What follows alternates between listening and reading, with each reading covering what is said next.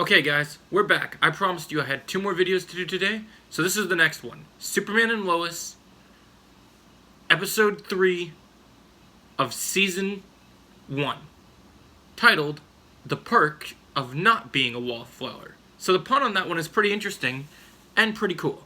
So, Superman and Lois, this one, people have said that this felt the most like a CW episode, and that's not necessarily a bad thing. It just focused on the boys and what they're dealing with. And that was really good, to see the boys struggle and to see them kind of deal with their own, like, inner demons, and that was pretty cool.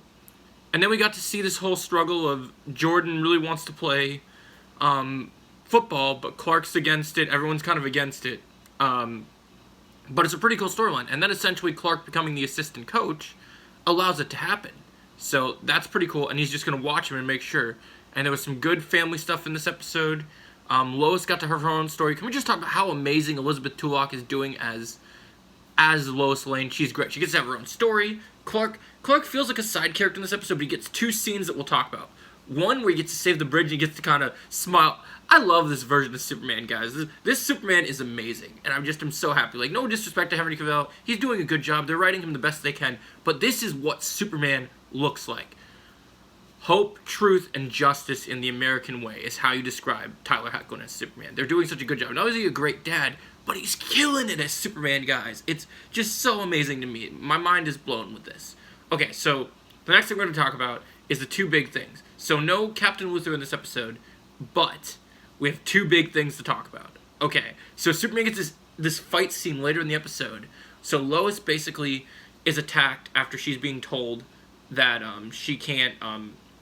Oh, no, hold up. We'll get to that later. So, one of the fun things about this episode is we get to see Clark really be a dad, and, like, the boys are asking about, like, with his heat vision and, like, even with his x-ray vision and, like, hearing people, do they hear any, like, any sounds or anything, and Clark trying to keep it together and keep it, like, not dirty was really awesome, just to see him talk to his sons that way, and then Lois is like, oh, you're too young, maybe some other time.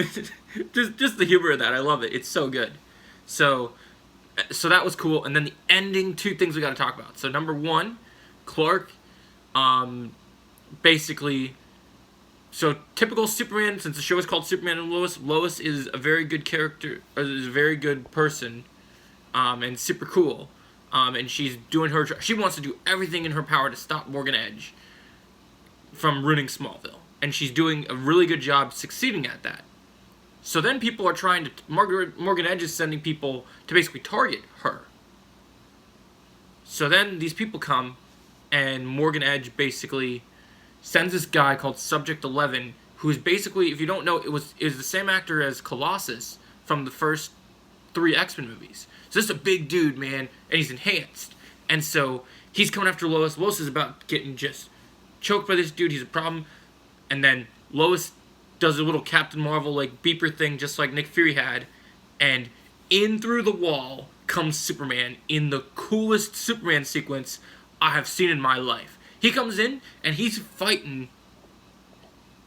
these guys, and but this guy's enhanced like him, so he's punching him, and it's not doing anything, because he's just absorbing the punches.